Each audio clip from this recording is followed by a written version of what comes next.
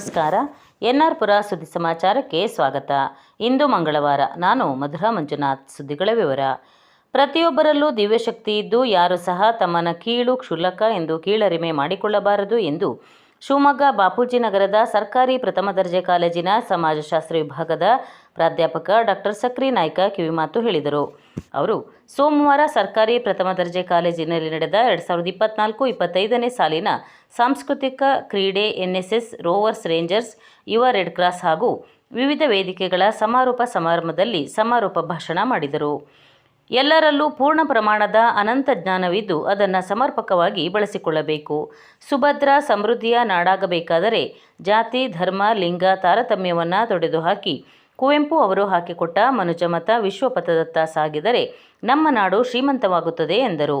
College ಅಭಿವೃದ್ಧಿ ಸಮಿತಿಯ ಕಾರ್ಯಾಧ್ಯಕ್ಷ ಪ್ರಶಾಂತ್ ಎಲ್ ಶೆಟ್ಟಿ ಉದ್ಘಾಟಿಸಿ ಮಾತನಾಡಿ, ಇಲ್ಲಿನ ಕಾಲೇಜಿಗೆ ಸಾಕಷ್ಟು ಇತಿಹಾಸವಿದ್ದು ಸಾಕಷ್ಟು ವಿದ್ಯಾರ್ಥಿಗಳು ವಿಶ್ವವಿದ್ಯಾಲಯ ಮಟ್ಟದಲ್ಲಿ ರ್ಯಾಂಕ್ ಪಡೆದುಕೊಂಡಿದ್ದಾರೆ ಎಂದರು. ಅತಿಥಿಯಾಗಿದ್ದ ಪಟ್ಟಣ ಪಂಚಾಯಿತಿ ಅಧ್ಯಕ್ಷೆ ಜುಬೇದಾ, ಜಿಲ್ಲಾ ಪಂಚಾಯಿತಿ ಮಾಜಿ ಸದಸ್ಯ ಬಿಎಸ್ ಸುಬ್ರಹ್ಮಣ್ಯ ಮಾತನಾಡಿದರು. ಸಭೆಯ ಅಧ್ಯಕ್ಷತೆಯನ್ನು ಪ್ರಾಂಶುಪಾಲ ಡಾಕ್ಟರ್ ಧನಂಜಯ್ ವಹಿಸಿದ್ದರು. ಸಭೆಯಲ್ಲಿ ಸಾಂಸ್ಕೃತಿಕ ವೇದಿಕೆಯ ಸಂಚಾಲಕ ಡಾಕ್ಟರ್ ಜೆ ಮಂಜುನಾಥ್, ಯುವ ರೆಡ್ ಕ್ರಾಸ್ ಸಂಚಾಲಕ ಬಿ ಅಶೋಕ್ ಕುಮಾರ್, ಕ್ರೀಡಾ ಸಂಚಾಲಕ ಎಂಎಚ್ ವಿಶ್ವನಾಥ್, ವಿದ್ಯಾರ್ಥಿನಿ ಸಂಧ್ಯಾ ಇದ್ದರು. ಕ್ರೀಡೆ ಮತ್ತು ಸಾಂಸ್ಕೃತಿಕ ಚಟುವಟಿಕೆಗಳಲ್ಲಿ ವಿಜೇತರಿಗೆ ಬಹುಮಾನ ವಿತರಿಸಲಾಯಿತು. ವೇಗವಾಗಿ ಬಂದ ಲಾರಿಯೊಂದು ಚಾಲಕನ ನಿಯಂತ್ರಣ ತಪ್ಪಿ ಡಿವೈಡರ್ ಮೇಲೆ ಹತ್ತಿ ಬಸ್ ನಿಲ್ದಾಣಕ್ಕೆ ನುಗ್ಗಿದ ಘಟನೆ ಮಿನಿ ವಿಧಾನಸೌಧದ ಹತ್ತಿರ ಭಾನುವಾರ ಸಂಜೆ 4:30 ಗಂಟೆ ಹೊತ್ತಿಗೆ ನಡೆದಿದೆ. ಲಾರಿ ಚಾಲಕನ ಮುಖಕ್ಕೆ ಪೆಟ್ಟಾಗಿದ್ದು ಆಸ್ಪತ್ರೆಯಲ್ಲಿ ಚಿಕಿತ್ಸೆ ಪಡೆದಿದ್ದಾರೆ. ಆಲ್ದೂರು ಭಾಗದ ಲಾರಿಯೊಂದು ಶಿವಮೊಗ್ಗದ ಕಡೆಗೆ ಹೋಗುತ್ತಿತ್ತು. ಸಿಂಸೆ ರಸ್ತೆಯ ಎಡಭಾಗದಲ್ಲಿ ಮೆಸ್ಕಾಂ ಇಲಾಖೆಯವರು ವಿದ್ಯುತ್ ಕಂಬ ಲೈನ್ ದುರಸ್ತಿ ಮಾಡುತ್ತಿರುವುದರಿಂದ ಎಡಭಾಗದ ರಸ್ತೆಯನ್ನು ಬಂದ್ ಮಾಡಲಾಗಿತ್ತು. ಎಲ್ಲ ವಾಹನಗಳು ಒಂದೇ ರಸ್ತೆಯಲ್ಲಿ ಸಂಚರಿಸುತ್ತಿದ್ದವು. ಈ ಲಾರಿಯೂ ಸಹ ಸಿಂಸೆಯಿಂದ ಬಲಭಾಗದ ರಸ್ತೆಯಲ್ಲೇ ಬಂದು ನಂತರ ತಾಲೂಕು ಕಚೇರಿ ಎದುರು ಎಡಭಾಗದ ರಸ್ತೆಗೆ ತಿರುಗಿದೆ. ಸ್ವಲ್ಪ ದೂರ ಹೋದ ನಂತರ ಚಾಲಕನ ನಿಯಂತ್ರಣ ತಪ್ಪಿದ ಲಾರಿಯು ಡಿವೈಡರ್ ಮೇಲೆ ಹತ್ತಿ ಬಲಭಾಗದ ರಸ್ತೆಗೆ ಹೋಗಿ ನಂತರ ಅಲ್ಲಿದ್ದ ಮದರ್ ತೆರೆಸಾ ಬಸ್ ನಿಲ್ದಾಣಕ್ಕೆ ನುಗ್ಗಿದೆ. ಬಸ್ ನಿಲ್ದಾಣದಲ್ಲಿ ಬಸ್ ಕಾಯುತ್ತಿದ್ದ 3-4 ಜನರು ದಿಕ್ಕುಪಾಲಾಗಿ ಓಡಿದ್ದಾರೆ. ಸಮೀಪದಲ್ಲಿದ್ದ ಹಣ್ಣಿನ ಅಂಗಡಿ, ಕಬ್ಬಿನ ಹಾಲು ಮಾರುವ ಅಂಗಡಿಯವರು ಸಹ ತಪ್ಪಿಸಿಕೊಂಡಿದ್ದಾರೆ.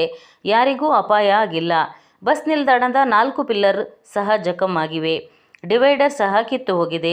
ಲಾರಿಯೂ ಜಖಂಗೊಂಡಿದೆ. ಪಟ್ಟಣ ಪಂಚಾಯಿತಿ ಮುಖ್ಯಾಧಿಕಾರಿ ಸೋಮವಾರ ಪೊಲೀಸರಿಗೆ ದೂರು ನೀಡಿದ್ದಾರೆ.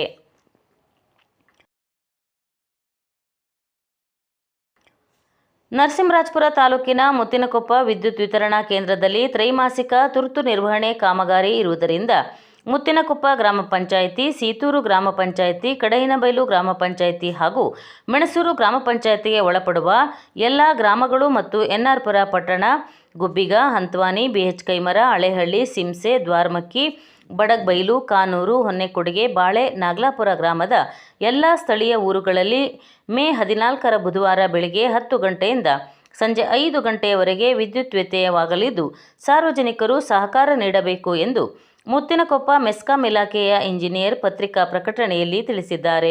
ವಂದನೆಗಳು.